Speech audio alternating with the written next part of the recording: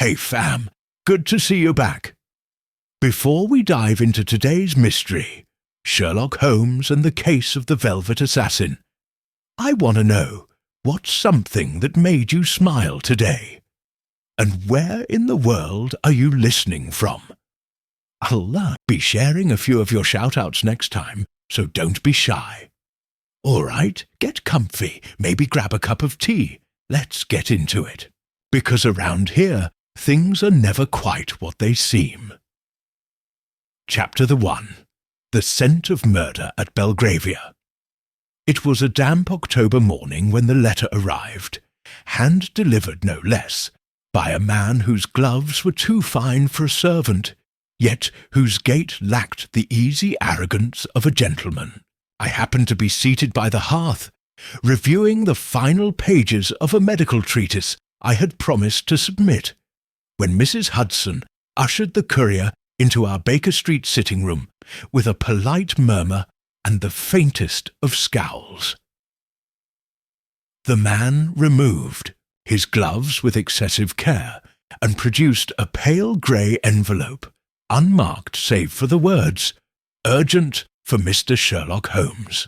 Holmes, who had been stretched out upon the settee in one of his self-imposed trances, opened a single eye and sat upright with that peculiar feline swiftness which never failed to unsettle even those who knew him best. He took the letter with a nod, scanned its contents in silence, and then folded it with deliberate precision. "Watson," he said at last, "we are summoned to Belgravia. A matter of delicacy, and, if my correspondent is to be believed, one of a most singular nature." "And who is the correspondent?" I inquired, rising to retrieve my overcoat. "Lady Constance Gillam," he replied, "a widow of some note. Her late husband served as Under-Secretary for the Colonies until his death last spring. She resides in Gillam House, near Eaton Square." "Of some note indeed," I remarked, "but what caused her to write to you?" Holmes's eyes gleamed. "She states that her maid was murdered in the library of her home last night. No sign of forced entry, no weapon found, and, this is the most curious detail of all, no wound visible on the body." I paused, one arm through my sleeve. "Poison? Possibly. But Lady Gillam insists the girl was in excellent health and had no enemies.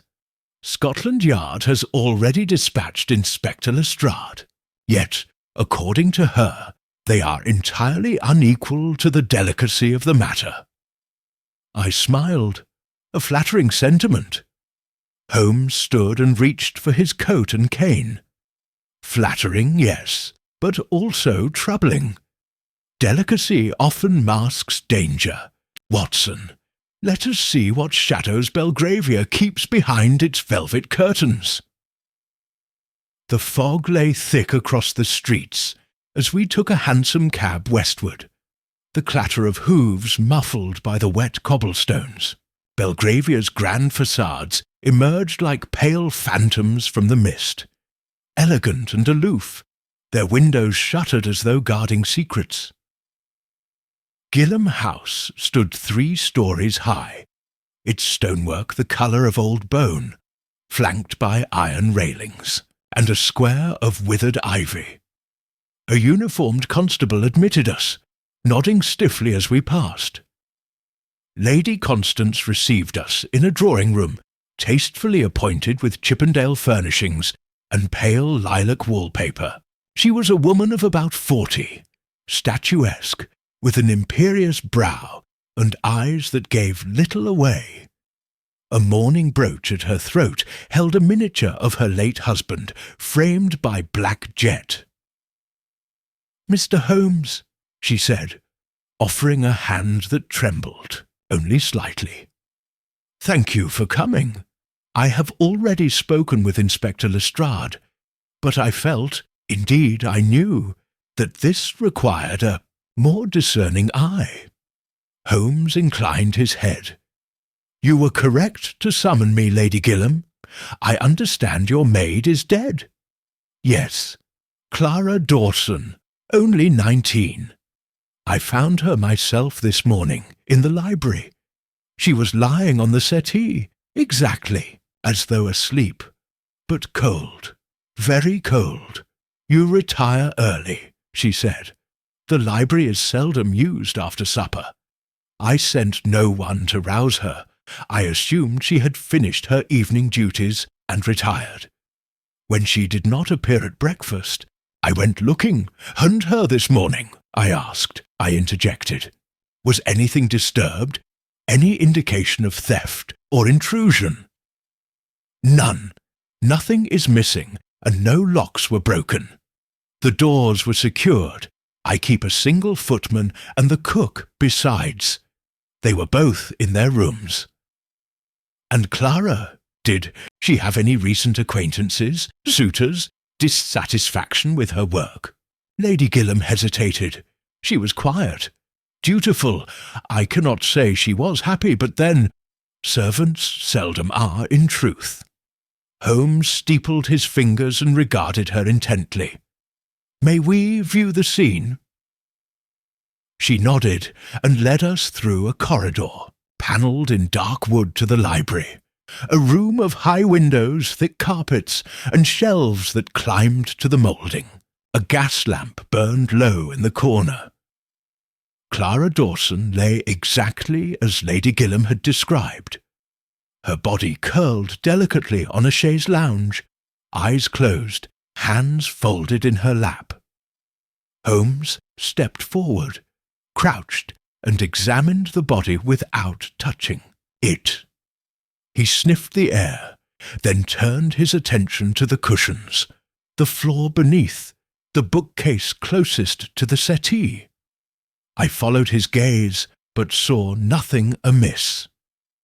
After several minutes, he addressed Lestrade, who stood near the window with an air of sullen deference. No wounds, no defensive marks, no sign of strangulation or trauma. Lestrade shook his head. None. We've sent for the coroner. My guess is poison. Holmes tilted his head. And yet no glass, no cup, no bottle. We're still looking. Holmes straightened. Let us know when you find something. But Watson, what do you make of this? He pointed to a small patch of crushed fibres in the carpet beside the bookcase. A footprint, I said, or perhaps a scuff. Indeed, yet note the size, small and narrow at the arch.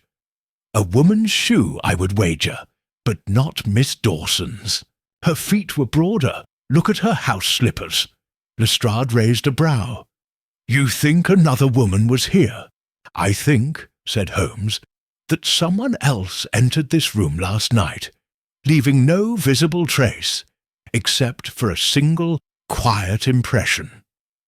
Whether she was a guest, intruder, or assassin, remains to be seen. He stepped back, arms folded, eyes sharp as steel. One more thing, Lady Gillam, he said softly. Has anyone called at the house in the past week who might not wish their name repeated? She froze. There was a gentleman.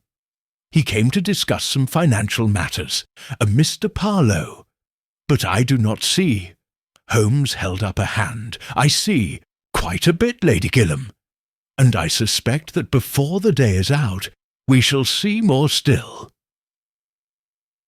Watson's journal entry that evening would later read, Thus began the strange affair of the Velvet Assassin, a case so delicately threaded with silence, motive, and artifice that even Holmes, for all his brilliance, would find himself entangled in webs darker than Belgravia's fog.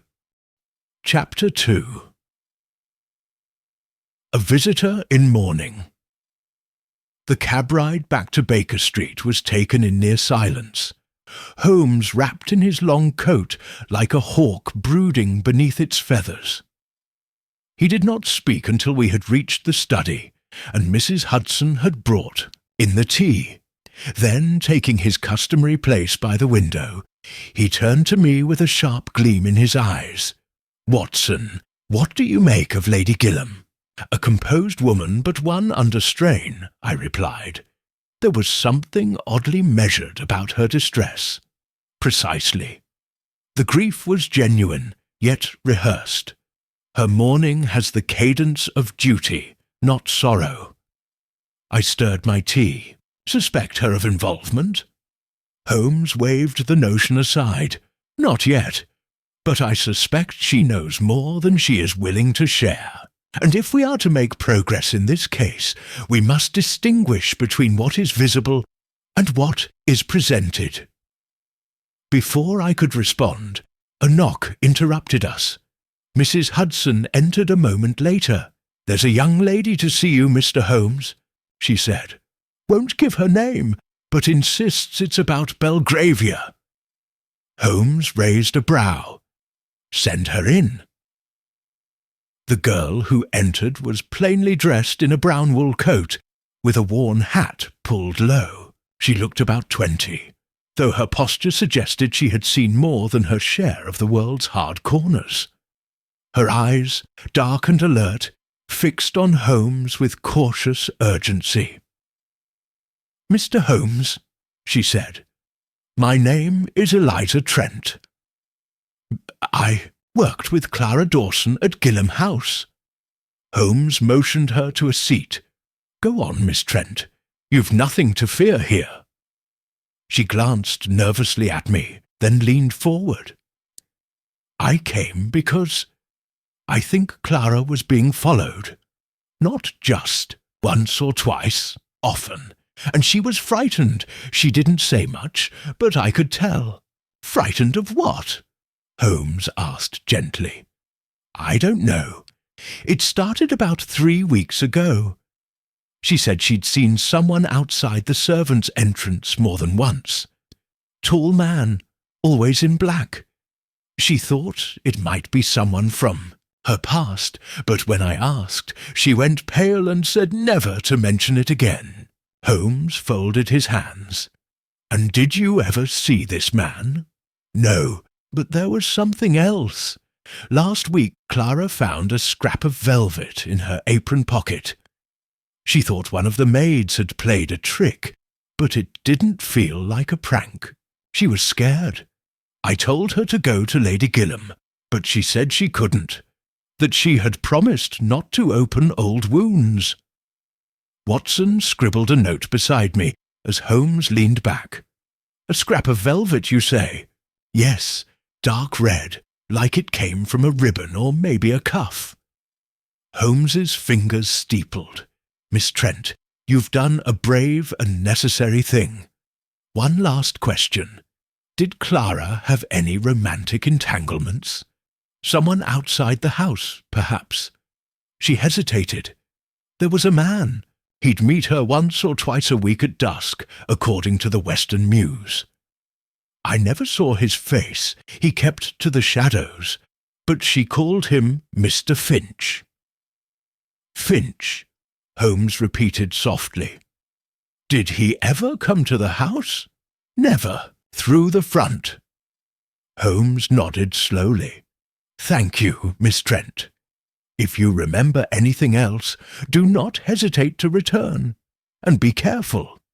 It is quite possible that whoever frightened Clara may not be content with one silence. When she had gone, Holmes remained still, his gaze fixed on the dying embers in the hearth. "Velvet," he murmured, "a fragment planted in an apron. A girl who feared shadows and died without a mark. A man named Finch who lurks in the mews.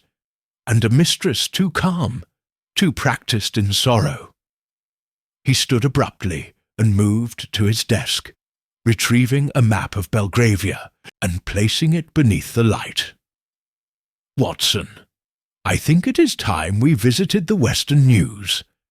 I have a suspicion that Mr. Finch, or whatever his real name may be, is the thread which, if pulled carefully, may unravel the whole tapestry. Heinz tapped the map once precisely, and I intend to pull. Chapter 3. The Shadows of the Western Mews. By the following morning, the sky over London had cleared somewhat, revealing a pallid sun struggling through streaks of smoke and mist. Holmes, who had spent a restless night cross-referencing street, maps and servant records, seemed charged with new purpose as we set out toward the western edge of Belgravia. "We must assume," he told me, as our cab rumbled through the narrow lanes, "that Mr. Finch is either the key to Clara Dawson's, fate or the bait that drew her toward it. Either way, he is no ordinary suitor. The Western Mews was a warren of stables, carriage-houses, and servant quarters backing the stately homes of Eaton Square. It was the kind of place where secrets could thrive undisturbed, nestled behind facades of wealth and propriety. The cobblestones were slick from recent rain, and a single gas lamp still flickered, as though reluctant to yield to the day. Holmes disembarked first and moved with careful precision, examining each doorway, each shuttered window, like a chess player contemplating the board. We paused before a narrow archway between two outbuildings. "Here," he said. It looked unremarkable to my eyes, a modest wooden gate leading to a courtyard, but Holmes knelt and brushed his fingers lightly across the stone just inside the threshold. "The print," he murmured. "Recently. Male. Narrow heel, square toe. Likely a city boot. But note the angle of the impression. He waited here, not passed through. He rose, dusting off his gloves. This is where Clara came. Likely again and again. He waited for her in the shadows. And what do you suppose she saw in him?" I asked. Holmes did not answer directly. Instead, he withdrew a small magnifying lens from his coat and began inspecting the base of the wall beside the archway. "Watson, do you observe this mark?" I leaned closer. A faint vertical groove, no longer than a finger, was etched into the mortar. It might have been a scrape, from a cane or the edge of a signboard. "A symbol," Holmes said. "It's been drawn with purpose, just enough to remain hidden in plain sight. Likely a signal. For Clara, or for someone watching her." The thought sent a chill down my spine. At that moment, a low whistle cut through the air. A worker's tune, perhaps, but something in its cadence struck Holmes sharply. He straightened, eyes narrowing. "Let us not linger. We are being observed." We returned to the main street and rounded the corner, Holmes glancing into each alley as we passed.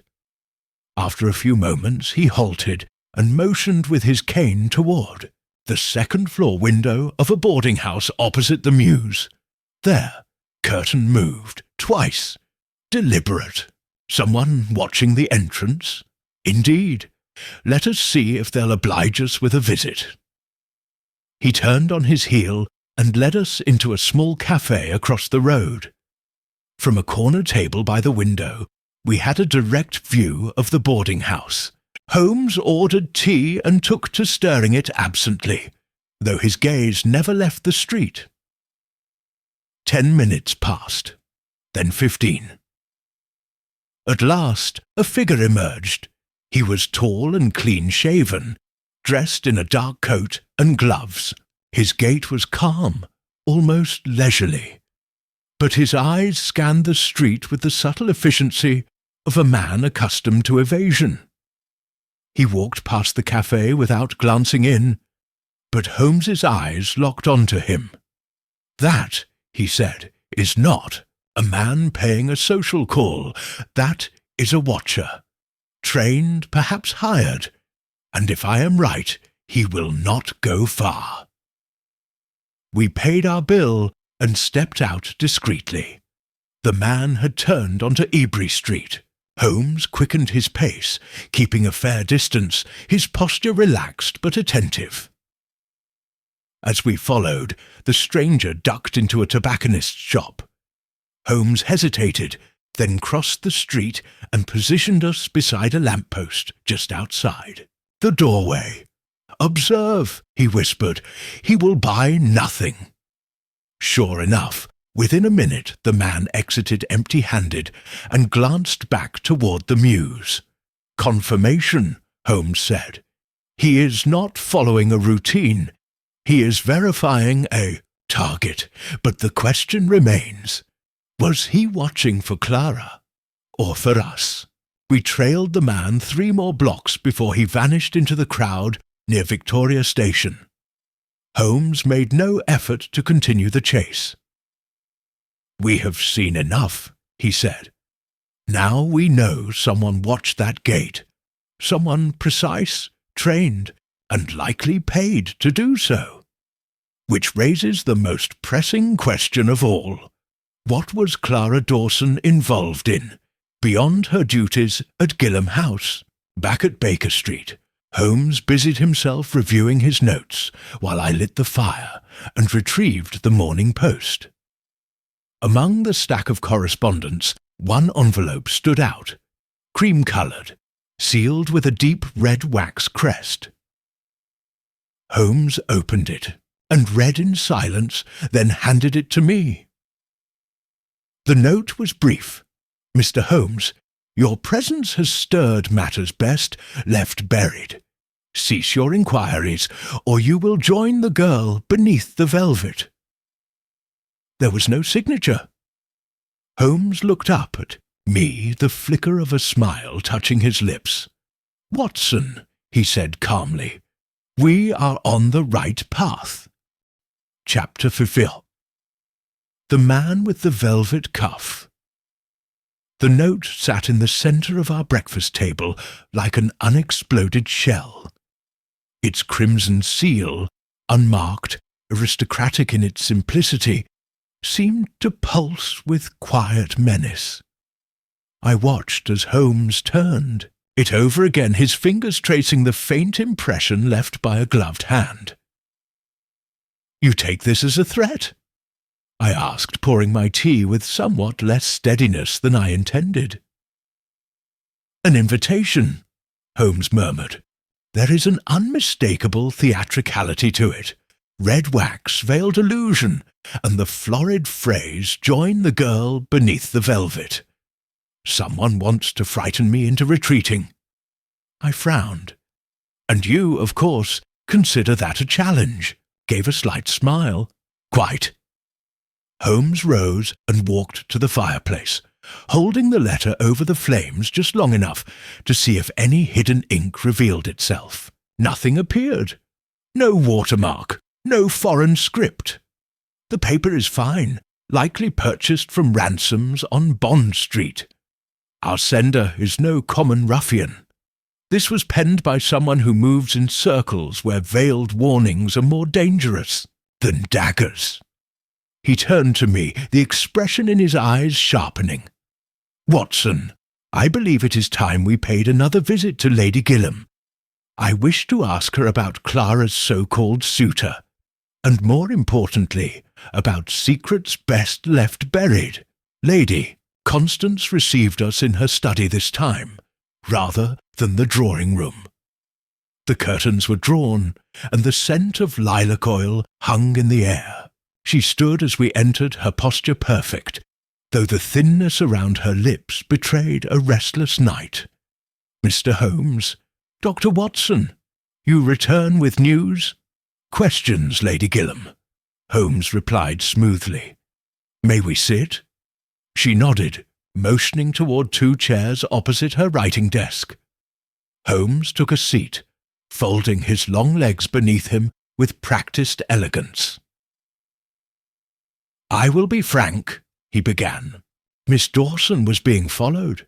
She confided in a fellow maid that a man she called Mr. Finch was meeting her in secret. And last week she received a piece of velvet, deep red, in her apron pocket.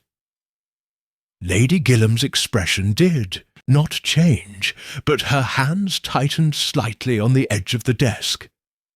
"I did not know she was meeting anyone," she said after a pause, "though there was a man.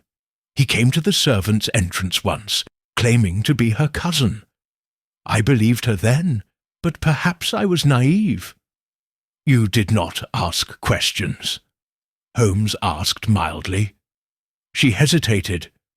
"Clara was a private girl, dignified. I thought it would be kinder not to pry." Holmes leaned forward slightly. "Have you ever heard the name Finch in any other context? Family acquaintances, old staff?" "No, never." Holmes's eyes narrowed. "And this man, how did he look? I only glimpsed him from a window. Tall, black coat, that's all I recall." Holmes stood abruptly and walked to the tall bookcase behind her. "Tell me, Lady Gillam, your late husband, as Under-Secretary for the Colonies, would have had access to certain sensitive materials, yes?" She drew in her breath. "He did. Why do you ask?" "Because Clara Dawson died in a room she should never have entered, and now I am being warned away in the language of secrets and state. Do not insult your own intelligence, Lady Gillam. Was there something in this house, a paper, a letter, a relic, that your husband kept and you have since retained?" There was a long silence. Then, in a voice not much above a whisper, she said, "Yes." Holmes turned. "What was it?" "I don't know precisely. He called it the Kashmir packet. Said it wasn't to be touched unless he failed to return from a meeting in Whitehall. After he passed, 6 months ago, I found a small velvet pouch behind the panel in the library desk. I never opened it. Do you still have it?" She swallowed. "No, it disappeared 3 weeks ago." 3 weeks, Holmes repeated. "The same time Clara began meeting Finch. Did she ever go near your husband's desk? Only to dust it. I never imagined—" Holmes held up a hand. "You imagined correctly. She was likely unaware of what she had found, or the value it represented. But someone else knew. Someone who's now tying up loose ends." Lady Gillam's eyes widened. "Do you mean Clara was killed over something she didn't even understand?" "I do. We returned to Baker Street shortly after noon, the fog having lifted somewhat, revealing a pale sky streaked with grey." Holmes busied himself cataloguing possibilities aloud, while I made notes beside him. "There are 3 key elements," said. 1. A government packet hidden within Gillam House. 2. A maid who stumbled upon it. 3. A man calling himself Finch, meeting her under cover of darkness. And now, an anonymous warning. He tapped his fingers against the arm of the chair.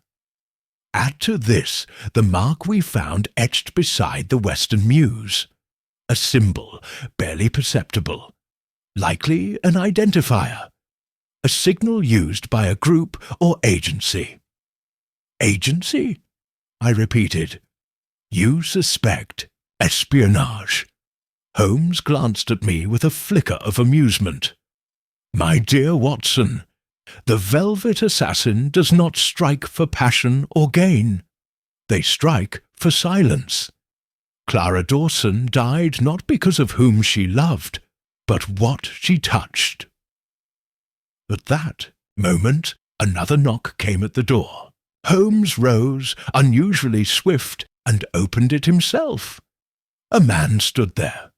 Lean, pale, dressed in a long grey coat with velvet cuffs. "I was told you had questions about Clara Dawson." the man said softly. "If so, you'll want to hear what—" "I know, but not here." Holmes looked at him coolly. "And who are you?" The man gave a thin smile. "I go by many names, but for now, call me Mr. Finch." Chapter 9. A Dance in the Fog. The next evening found Holmes and me standing on the southern embankment of the Thames, the cold air sharp with river mist and the distant clang of ship bells. We were waiting for a signal that would spring the trap Holmes had designed with such care it rivaled any of his prior stratagems. The plan was simple in outline, but perilous in execution. A forged telegram, crafted in Lady Gillam's name, had been dispatched to Lord Montague Lytton. It promised the surrender of the velvet pouch and its damning contents in exchange for a quiet settlement. The meeting point, the abandoned warehouses at Shadwell Dock. Neutral ground, secluded, with enough vantage points for Holmes's manoeuvring. Holmes pulled his collar up against the chill and consulted his pocket watch. "He will come," he said softly. "Men like Lytton cannot resist regaining control. Even at the edge of ruin, they gamble." I nodded, feeling the weight of anticipation as heavily as the mist that clung to the ground. It was a setting worthy of the final act, a dance of shadows at the city's edge. Moments later, a dark figure detached itself from the mist beyond the lamplight and moved toward the meeting place. A warehouse leaning dangerously over the black water. Holmes's hand closed briefly on my shoulder. "Steady, now." We followed at a distance as Lytton, tall, erect despite his age, his cloak sweeping behind him like a judge's robes, disappeared into the warehouse. Holmes gave a low whistle, a signal to the plainclothes officers he had stationed at various exits. From the gloom, dim shapes answered and took their places. Then we waited. Inside the warehouse, the faint clink of a match being struck reached our ears. A lantern flared to life, casting long, crooked shadows on the rotting wood.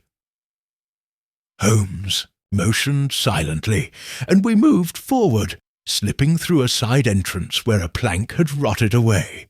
We positioned ourselves behind a stack of abandoned crates. From our vantage, we saw Lord Montague standing alone, his face pale and strained in the lantern light. In his hand was a heavy velvet pouch, a replica Holmes had arranged to further convince the old diplomat he was reclaiming the original. But we were not the only watchers. Flicker of movement in the rafters, silent, deliberate. Holmes's eyes sharpened instantly. "The velvet assassin!" he breathed. High above, a figure in dark clothes crept along the beams, a thin silken cord uncoiling slowly from his gloved Hans Voss. The true velvet assassin had not abandoned his master after all. He had come, as Holmes had predicted, to silence Lord Montague Lytton before the secrets could be sold, confessed, or traded. Holmes moved like lightning. "Watson, now!" We burst from cover. Holmes's voice rang sharp through the cavernous space. "Lord Montague, down!"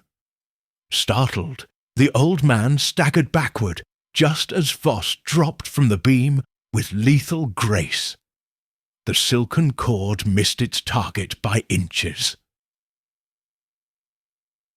Voss landed lightly, already pivoting to flee, but Holmes was upon him in an instant. The two men clashed with brutal force, Holmes grappling for the assassin's wrists, Voss fighting like a cornered beast, silent and deadly. I rushed to Lord Montague, steadying him as he collapsed against a crate, breathing hard but unharmed. The struggle between Holmes and Voss was fierce, but brief. Holmes, anticipating every move, wrenched the cord from Voss's hand and pinned him against the crate with a shoulder to the chest and an iron grip around his throat. "Enough!" Holmes growled.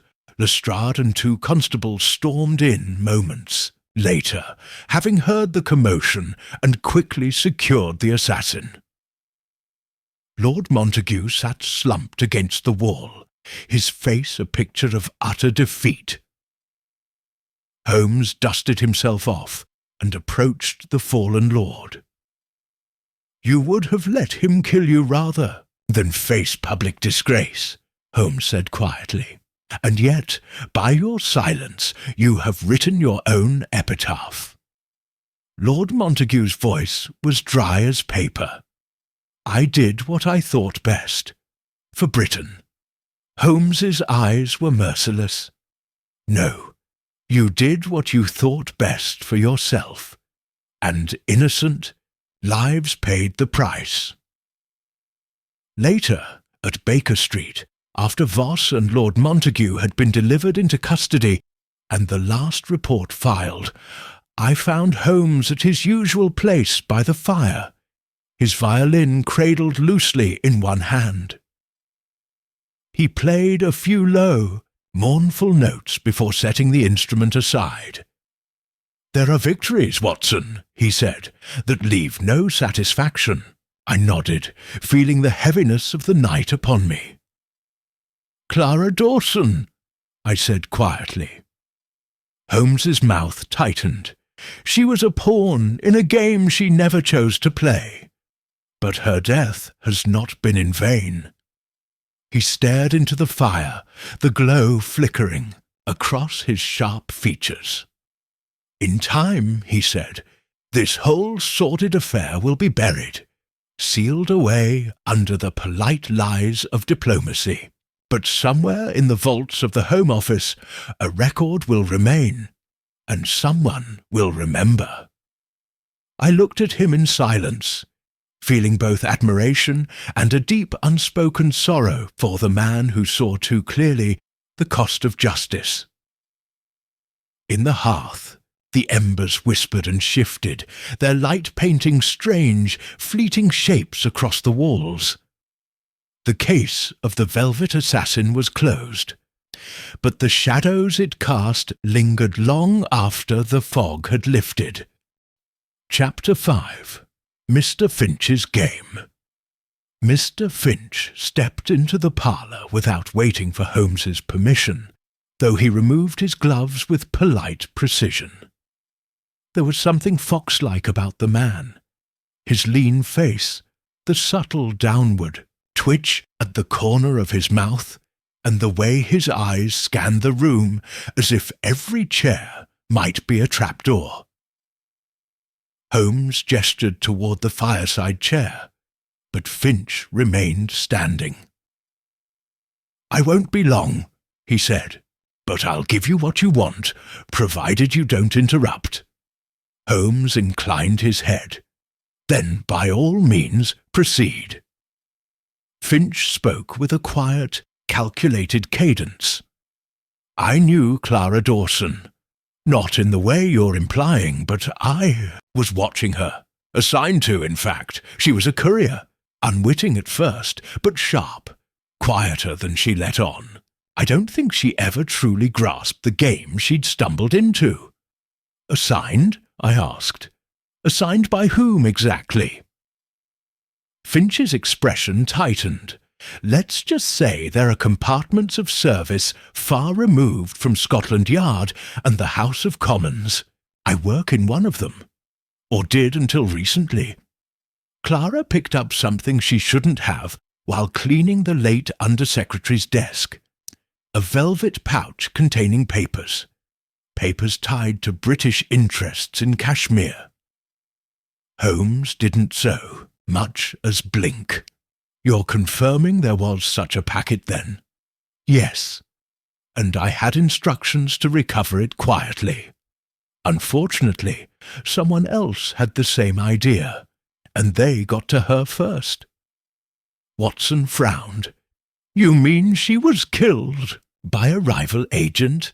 Finch exhaled slowly, as though choosing his words with great care. She died because she wouldn't reveal who she had shared the information with. Or perhaps she didn't even know she'd shared anything at all. Either way, they made sure she couldn't speak again. I arrived too late. Holmes's gaze was fixed, hawk-like. And who are they? Finch's reply was a whisper. I suspect the Prussian consulate, or one of their cutouts. There's a group, operatives who move under civilian guises. They use symbols to mark safe zones and contacts. Your scratch, in the mortar near the Mews, that's one of theirs, means observe and await. Holmes's fingers twitched against the chair arm, so Clara was observed, awaited, and then silenced. Finch nodded. You're interfering in a silent war, Mr. Holmes. One most people don't even know exists. Walk away. Holmes offered a thin smile. You didn't come here to tell me that. You came here because you're losing control of the narrative. Finch looked away, jaw clenched. The narrative's already lost. The velvet pouch is still missing. Holmes raised an eyebrow. Lady Gillam says it disappeared from her library 3 weeks ago. And yet it hasn't surfaced in diplomatic channels, Finch replied. That means it's still in play, and whoever has it may not know its value. Or worse, they're waiting for the highest bidder. There was a knock at the door, sharp, official. Before either of us could speak, Mrs. Hudson entered. Inspector, Lestrade, sir, says it's urgent. Finch's eyes narrowed. Then this is where I leave. Holmes stood. I think not. But Finch moved quickly, too quickly. In one fluid motion, he turned toward the hallway, slipping through the servants' door that led toward the alley behind the building. Holmes gave pursuit, but returned moments later, expression stony. He's gone, he said. Vanished into the smoke like an actor after his cue. Lestrade entered then, hat in hand, expression unusually grave. You'll want to hear this, Holmes, he said. Another death. A man, lodger at a boarding house off Ebury Street, strangled. No sign of a break-in, no valuables taken. But here's the catch. He was found clutching a strip of red velvet. Holmes's eyes lit up. Describe him. Tall, gaunt, greying hair. Not much else. No papers on him. Holmes and I exchanged a glance. The watcher, I said. The rival, Holmes corrected. Mr. Finch's shadow, or perhaps his pursuer. And now someone has eliminated him. Lestrade frowned. You're saying these deaths are connected? Intimately, Holmes replied. And I fear they're building towards something far more catastrophic than the murder of a housemaid. Clara Dawson was the opening move. This, he turned toward the window, where fog had begun creeping back over the rooftops. This is the middle game. That evening, Holmes retrieved a worn dossier from the locked cabinet above his desk. Inside were correspondences, intelligence reports and photographs, all part of his rarely mentioned work with the more shadowy divisions of the Home Office. He laid one photograph before me. A pale man with heavy brows, clean-shaven, wearing a high-collared coat and velvet cuffs. His real name is Friedrich Voss, Holmes said. Operates under at least 4 aliases across the continent. Known for infiltrating diplomatic households. He speaks fluent English and Russian, and his preferred method of elimination, strangulation with a silk cord. They call him der Samtmüchler. The Quechua velvet assassin, I said quietly. Holmes nodded, and he was watching Clara Dawson. The question is, why didn't he kill her the night she found the packet? I shook my head. Perhaps he didn't have orders yet. Or perhaps, Holmes said, he was hoping to follow her to someone else. He looked down at the photo again, then tapped it once. We now know the assassin, but we do not yet know who hired him. And until we do, the game remains unfinished. Chapter 6. The Hidden Thread. The fog the next morning was a thick, roiling thing that choked the streets and turned gaslight into little more than sullen patches of orange. Holmes stood at the window of our sitting room, his silhouette drawn, sharp against the grey, as he watched the city vanish and reappear in restless, shifting veils. He had been peculiarly silent since dawn, moving through the flat with restless precision, checking notes, scribbling diagrams, then discarding them with irritation. It was only after a second pot of coffee had cooled on the sideboard that he finally spoke. "Watson," he said abruptly, "what is missing from this case?" I looked up from my journal. Missing? Yes, we have Clara Dawson, an innocent caught in a door snare. We have Finch, a player whose loyalties may or may not be aligned with our own. We have Friedrich Voss, the velvet assassin. And yet, he broke off, pacing. Yet there is a void at the centre, a figure unseen. You mean the person who hired Voss? Precisely. Voss was not acting independently. He is too valuable, too controlled a tool. Someone deployed him. Someone operating not from Berlin or Vienna, but here, in London. A patron of means and influence. He stopped before the fire, frowning into the flames. We must find that hidden hand before it closes its grip. A knock interrupted. Us and Mrs. Hudson entered with a telegram on a small silver tray. Holmes took it, eyes narrowing as he read. Holmes, development urgent, Gilham House, come at once, Lestrade. Holmes tossed the paper aside and reached for his coat. Come, Watson, the game advances. Gilham House stood draped in a stillness even the fog could not quite explain. The constable at the door let us through without a word, and inside we found Lestrade waiting in the library, his hat crushed in one hand, his moustache bristling with agitation. Well, Holmes said at once.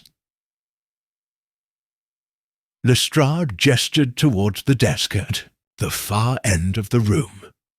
The large mahogany piece where Clara had once dusted, unknowingly brushing against the heart of an invisible war. It's gone, Lestrade said. Holmes raised an eyebrow. Gone? The entire desk. Moved in the night. Lady Gilham woke this morning to find the library unlocked, the desk missing. No sign of forced entry. Servants swear they heard nothing. Holmes crossed the room and examined the empty space. He knelt, running his fingers along the floor where deep grooves marred the carpet and scuffed the polished boards beneath. Dragged, he said softly. by someone in a hurry, but not without planning. Whoever did this had keys and knowledge. Turned sharply to Lestrade. "Has Lady Gillam spoken to you?" Lestrade shook his head. "She's in her chambers. Hysterical, according to her maid." Holmes's face hardened. Then someone close to her is compromised. He rose and moved to the French doors, leading onto the small terrace behind the house.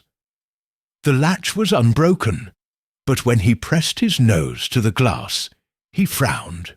"Fingerprints," he murmured, gloved but faintly visible through the misting.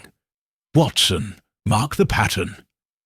I stepped closer. 4 prints, low to the glass, as though someone had crouched to observe before slipping inside. "Not the work of an amateur," Holmes said, "and not Voss. His work would have been quieter still. No, this is the hand of the patron." They grew tired of intermediaries. Lestrade cleared his throat awkwardly. "There's more, Holmes. One of the footmen, a young lad named Jameson, vanished last night. Took nothing but his coat and boots." Holmes's eyes sharpened. "Jameson. Tall, narrow face, light brown hair. That's him. Then your traitor is not unknown to us. I noticed his glances yesterday, too attentive when Lady Gillam spoke of the missing pouch." Lestrade frowned. "You think he stole the desk?" "Assisted, certainly, but he is no mastermind." Holmes stepped away from the door, fingers steepled beneath his chin. No, Jameson was the inside man. The true culprit needed access, time and deniability. Jameson provided the first 2. Now he must be silenced before he provides the third. I glanced at Holmes uneasily. "You believe his life is in danger?" Holmes's smile was grim. "I believe he has minutes left, unless we move swiftly." Within the hour, we were rattling through the streets towards Southwark, the last address Jameson had given the agency that placed him at Gillam House. Holmes had dispatched 2 urgent telegrams, one to Mycroft, the other to a discreet contact, within the special branch, while insisting we carry no police escort. "A single constable in uniform would be a death knell," he said. "We must arrive unseen." The house, when we reached it, was a crumbling row of boarding flats, a far cry from Belgravia's polished marble and brass. Holmes led the way up 2 flights of narrow stairs, pausing outside a weathered door with the number 17 painted in peeling gold. He listened for a moment, then motioned for silence. A faint creak, a muffled thud. Holmes drew a slender blade from his walking stick and slipped it into the lock with practised efficiency. The door swung inward. Inside, the room was dim and damp. A single cot, a cracked mirror, a heap of clothes, no sign of Jameson. No sign, that is, until Holmes crossed to the window and pointed downward. I followed his gaze. There, in the narrow alley behind the house, a figure lay sprawled face down. A dark pool seeped outward from beneath him into the cold stone. Holmes's voice was a low thread of iron. Too late.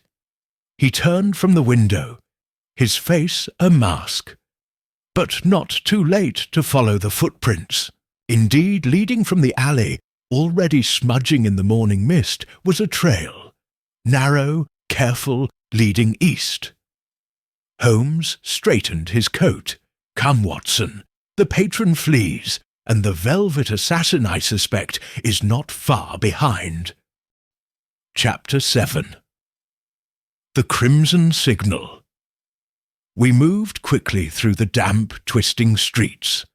Holmes tracing the faint marks left in the muck and soot, as a hound would track a wounded quarry.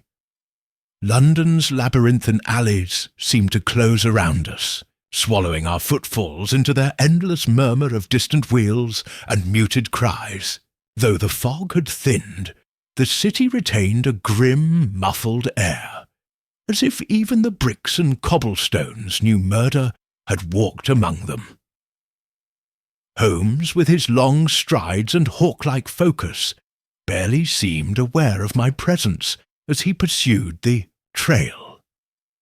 At times he would pause, stoop low to examine a scuff against a wall or a faint print in the dirt, then move on without a word. I knew better than to interrupt him during these moments. His mind was piecing together the unseen story with every clue beneath our feet. At last, near the dilapidated wharves east of Southwark, the trail ended. Holmes stopped in a narrow court, hemmed in by leaning brick buildings and boarded shop fronts. Against the soot-streaked wall, half hidden behind a rusted barrel, a small mark caught his attention. He crouched, examining it under his magnifying lens. "A symbol," he murmured, "drawn in chalk, fresh this morning." I leaned closer. It was a crude but deliberate figure, a circle with a diagonal slash through it, and beside it a red line descending like a streak of blood. "What does it mean?" I asked. Holmes brushed the dirt from his trousers as he stood. "It is a form of code," he said. "Prussian agents operating in London use simple symbols to convey orders. Wait, flee, observe. This one, however—" He tapped the crimson line. "Is a signal of imminent danger, a warning to abandon post and destroy evidence." He turned, scanning the court with narrowed eyes. "The patron we seek received the signal. That is why Jameson was silenced, why the desk was removed from Gilham House without a trace. Someone realized we were closing in." Holmes's eyes alighted on a door nearby, a battered plank door marked Turner's Import and Export, Est, 1863, without a word. He crossed to it and pressed his ear against the wood. I followed, glancing around nervously, half expecting the door to burst open under some unseen threat. But all remained still. Holmes produced a set of slender tools from his inner coat pocket, picks and narrow steel implements he used only in the most delicate cases. Within moments the lock yielded with a faint click. Inside the air was stale with disuse. Dust and the scent of oil and old paper filled the gloom. Crates marked with shipping destinations, Lisbon, Hamburg, New York, were stacked against the walls. Holmes moved swiftly, scanning the crates, the corners, the floorboards. "There must be a false compartment," he said. Together we checked the walls. It was Holmes who found it, a hollow panel behind a stack of tea crates. He pressed lightly, and with a soft scrape, a section of wall swung open, revealing a shallow cavity. Inside were three objects: a sheaf of papers bound with a crimson ribbon, a velvet pouch, small, dark red, and resting atop them, a pearl-handled pistol. Holmes lifted the pouch carefully and placed it inside his coat. "The cashmere packet," he said. "Hey, still untouched." I leaned in, studying the papers. They appeared to be receipts, letters. "Encoded," Holmes said. "Financial transactions, but coded to refer to diplomatic bribes, troop movements, even arms shipments in northern India. If this had fallen into Prussian hands, it would have cost Britain dearly." He pocketed the documents and the pistol carefully. Just then, footsteps echoed in the street outside. Holmes tensed. 1 man. No, 2. We extinguished our lanterns and pressed ourselves into the shadows, just as the door creaked open. 2 men entered, speaking low in German. Holmes caught enough to translate with a whisper. They are here to destroy any remaining evidence. The taller man produced a flask of oil and began dousing the papers and crates.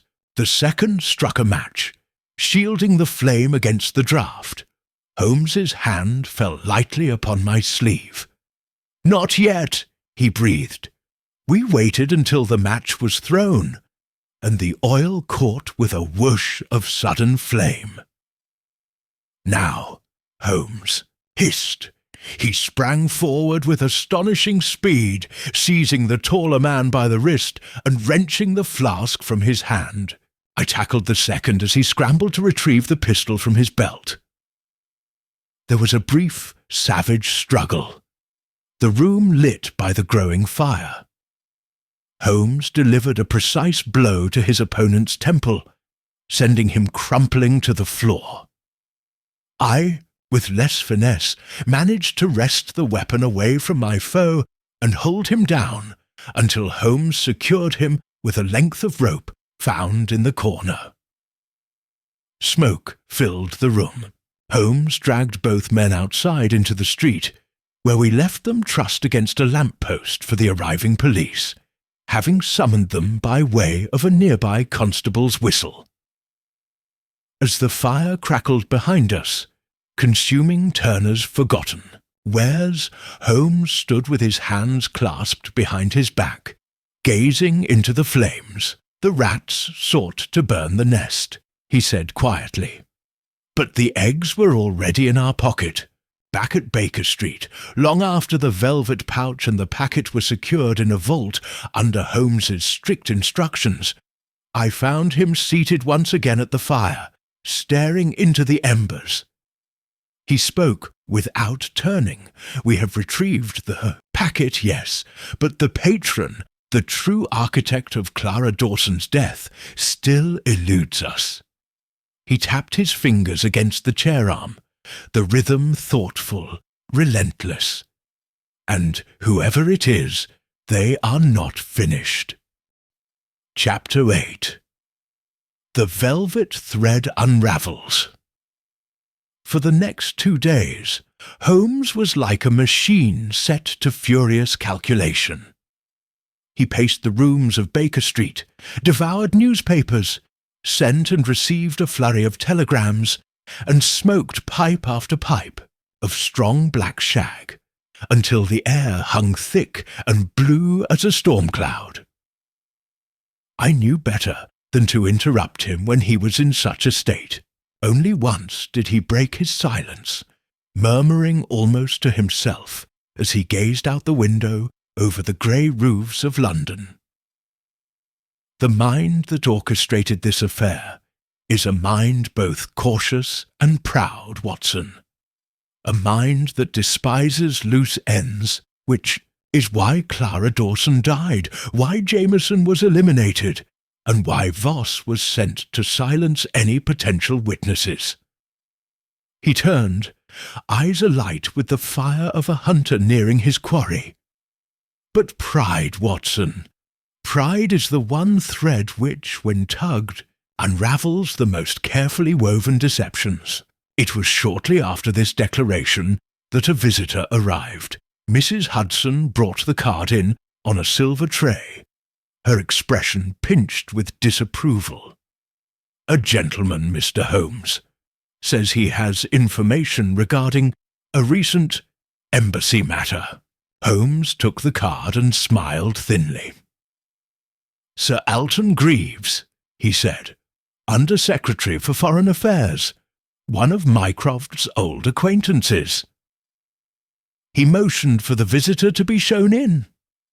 Sir Alton was a wiry man with iron-grey hair and a politician's wary eyes. His overcoat was damp from the mist, and he carried an umbrella under his arm, like a sword he could not yet sheath. "Holmes," he said stiffly as he entered, "I come at the request of certain parties." Holmes waved him to a chair. "You come," he said dryly, "because you fear the wrong stone has been overturned." Sir Alton's jaw tightened. "We are aware of the Gillam matter, and we are grateful that the Kashmir packet has been recovered." Holmes said nothing, merely watching him with the lazy, patient gaze of a cat before a bird. "But," Sir Alton continued, "it is imperative that the matter concludes quietly. Further exposure could damage the national interest." Holmes steepled his fingers. "And the deaths? Miss Dawson? Jameson? Are they to be tidied away with the same brush?" Sir Alton hesitated just a fraction too long. "There are always unfortunate necessities in the preservation of the empire." A cold smile touched Holmes's lips. "And is it such an unfortunate necessity that the man truly responsible remains at large?" Sir Alton's expression did not change, but a slight flush rose up his neck. "You have the packet. Let that be the end of it." Holmes leaned forward, his voice dropping to a silken whisper. "Tell me, Sir Alton, how long had your office been aware that Sir Hugo Gillam was in possession of compromising documents?" For the first time, Sir Alton's mask slipped. His hands gripped the umbrella tighter. "He was trusted," he said shortly. "He chose to keep private insurance against betrayal. It was regrettable." "And when Lady Gillam unknowingly harboured it," Holmes pressed, "you sent watchers, men like Finch. And when Clara Dawson stumbled upon it, the velvet assassin was unleashed, not merely by foreign agents, but perhaps by someone much closer to Whitehall." Sir Alton rose abruptly, every line of his frame taut with anger. "This conversation is concluded." Holmes remained seated, unruffled. "But that's not." Sir Alton turned on his heel and left without another word. The door slammed. Holmes exhaled, slowly, staring at the fire. "There it is, Watson, the final shadow behind the curtain." "You believe Sir Alton is the patron?" Holmes shook his head. "No, he is a servant, not a master. But he shields someone of greater consequence, someone who had both motive and means to orchestrate every move, from Clara's murder to Jameson's silencing." I frowned. "But who?" Holmes rose, moving to the desk where the recovered velvet pouch lay secured in a small iron safe. He unlocked it, drew out the pouch, and poured its contents onto the desk. Papers, documents, and one small, curious object. Gold signet ring. Holmes lifted it to the light. The insignia was unmistakable. A rearing lion above a field of crossed keys. "Watson," Holmes said softly, "this is the family crest of Lord Montague Lytton, the former ambassador to Berlin." Sat back in my chair, stunned. "But Lytton retired 5 years ago." "Retired, yes, but retirement does not always mean retreat. Lytton knew every corridor of power, every diplomatic secret, and he had reason to fear exposure after certain unofficial negotiations." Holmes replaced the ring carefully. Etiouche planted the Kashmir packet in Gillam's keeping. When Gillam died, and the secret threatened to surface, he moved to recover it, quietly, brutally, with as much velvet and as little blood as possible. But Clara Dawson's death forced his hand. Now he is desperate. "And dangerous," I said. Holmes's smile was grim. "Desperate men are always dangerous. And we're about to force Lord Montague Lytton into the open." He turned back to the fire, hands clasped behind him. "The question is, when cornered, will the velvet assassin protect his master, or betray him?"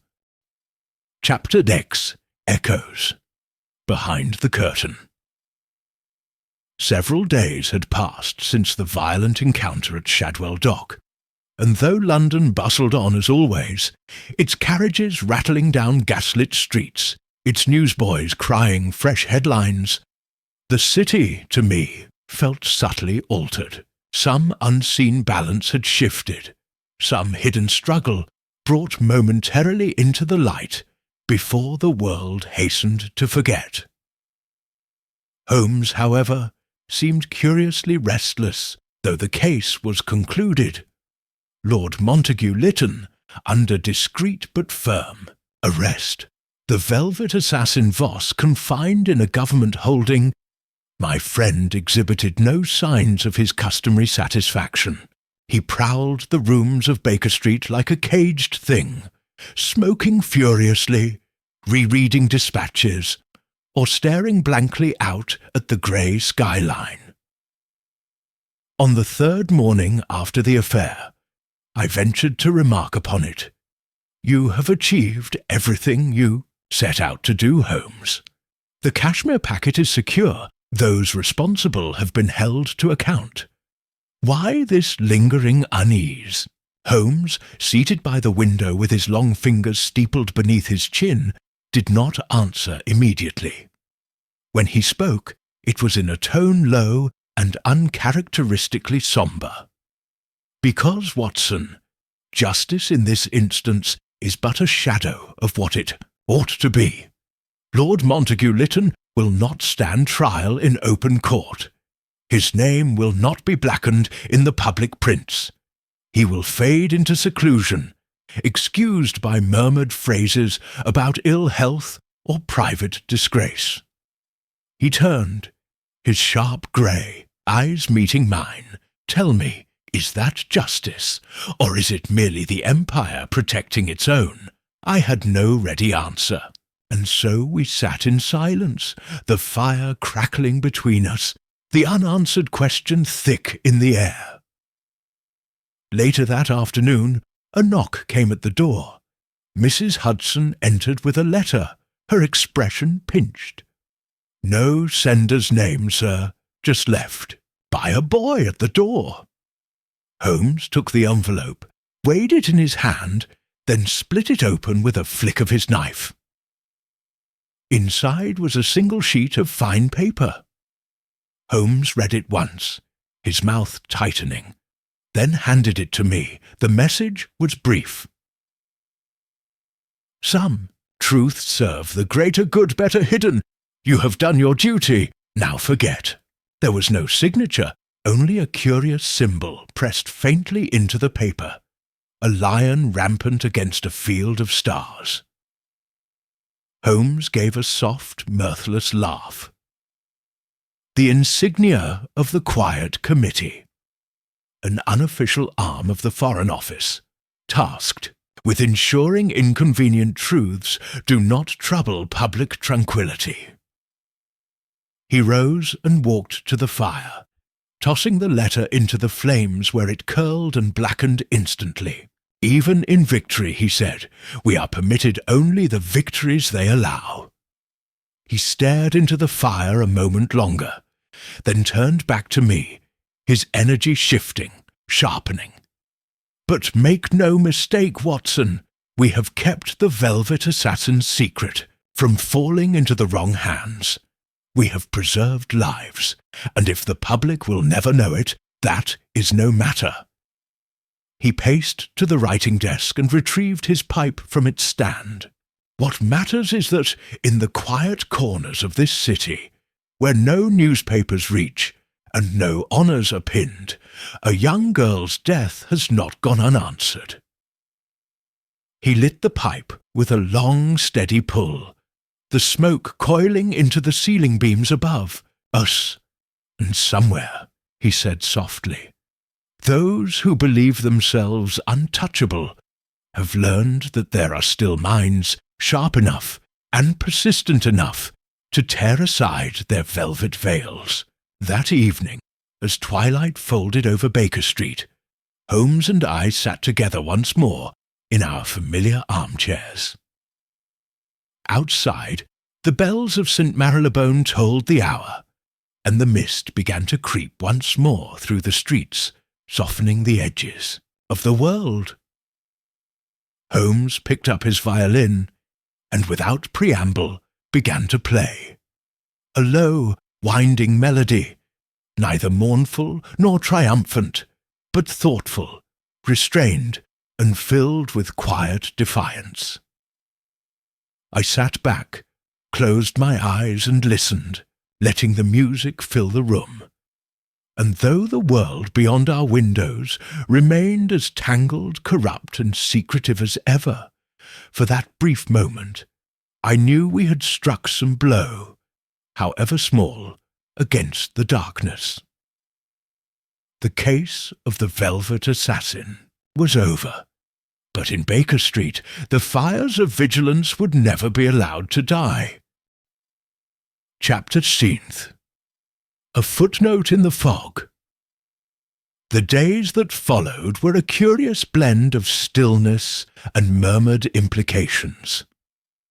Though no word appeared in the public papers about the death of Clara Dawson, the Kashmir packet, or the apprehension of Lordy Montague Lytton, Holmes's name, whispered carefully through certain corridors of Whitehall, acquired a sharper weight.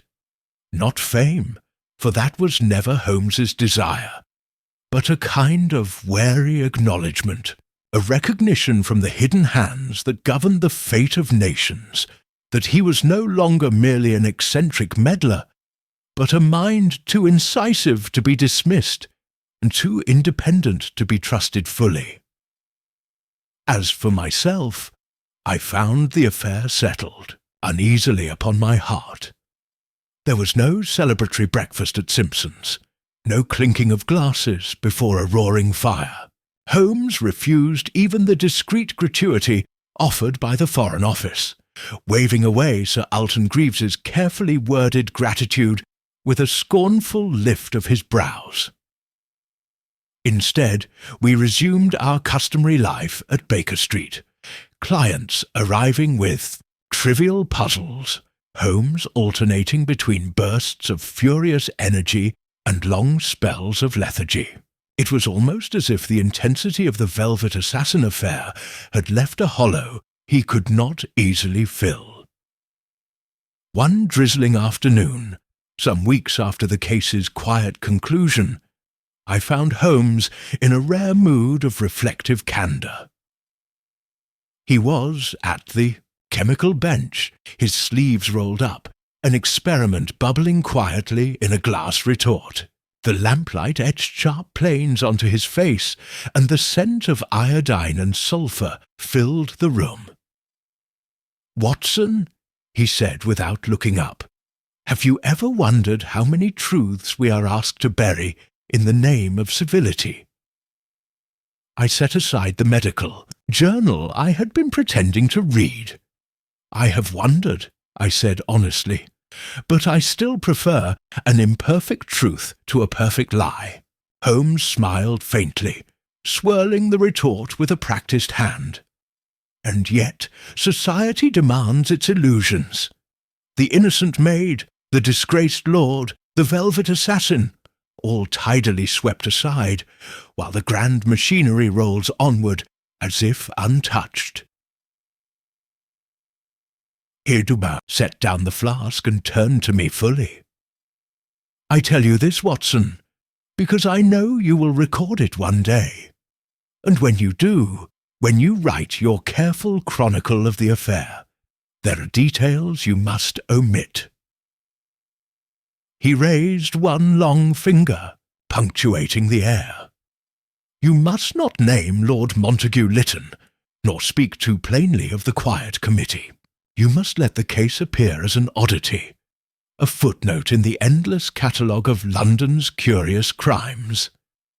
I opened my mouth to protest, but he silenced me with a rare and grave look. "Promise me, Watson. Some battles must be fought in shadow, and some victories must live only in memory." After a long moment, I nodded. "I promise."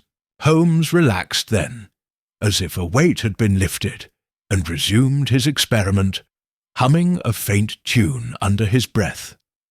And so it was that when I eventually set down the particulars of the affair, I obeyed Holmes's wishes. I recorded it faithfully, but with deliberate veils drawn over certain names and motives.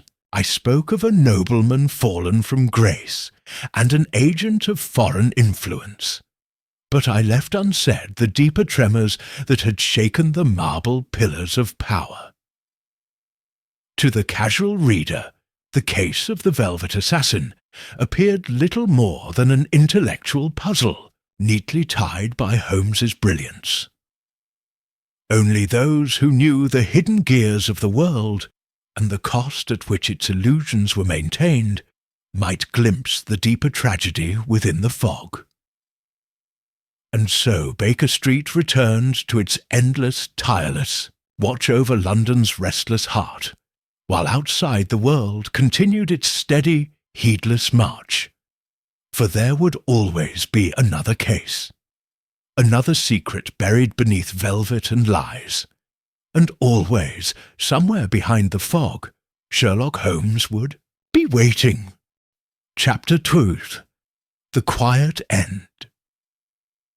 The final echoes of the Velvet Assassin affair faded into the fabric of London life, much as a stone sinks into a broad river, creating ripples that are soon swallowed by the current. In the weeks that followed, Holmes resumed his customary rhythms.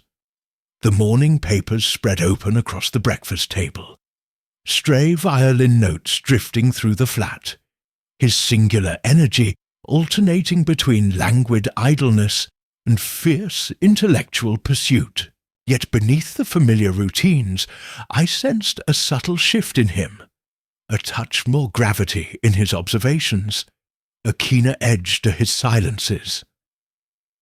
It was not until one grey morning in late November that the final piece of the puzzle arrived at our door.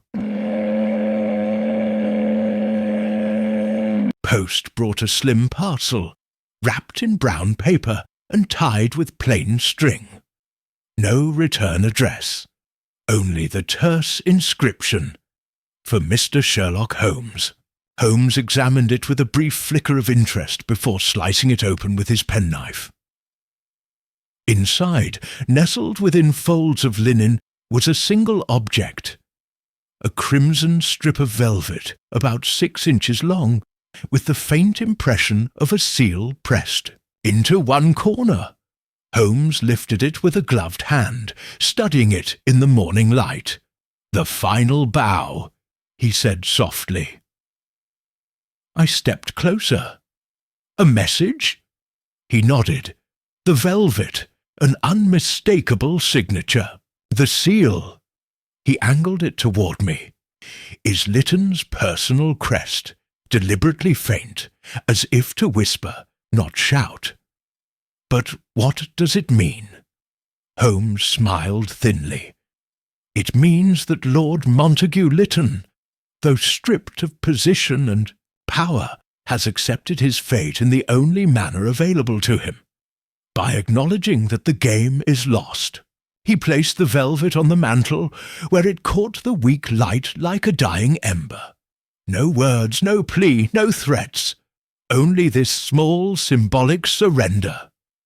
I said nothing, feeling a curious weight lift from the room, for all the labyrinthine complexities, the coded messages, the false identities, the assassins in velvet gloves.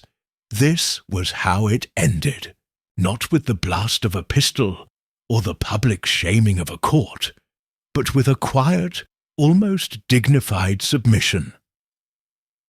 Holmes, as if sensing my thought, turned to the window gazing out over the misty rooftops. Victory, Watson, often wears a quieter face than defeat. It does not cry out nor demand recognition. It simply is, an unmoving point amid the shifting tides. He drew a long breath and let it out slowly. "Come," he said, suddenly brisk. "The air grows heavy with winter, and there are other mysteries that await us. London is never silent, for long." He reached for his coat and cane, his eyes bright with fresh purpose. And so we stepped once more into the restless streets, leaving behind the velvet token on the mantel, where it lay like a final blood-red thread, tying the past to memory. The case of the Velvet Assassin had been solved, not with headlines nor accolades, but with the silent certainty that justice, however imperfect, had been served. And somewhere beyond the grey veils of the city, another puzzle waited, another hidden truth beckoning through the mist. Sherlock Holmes would find it. Of that I had no doubt.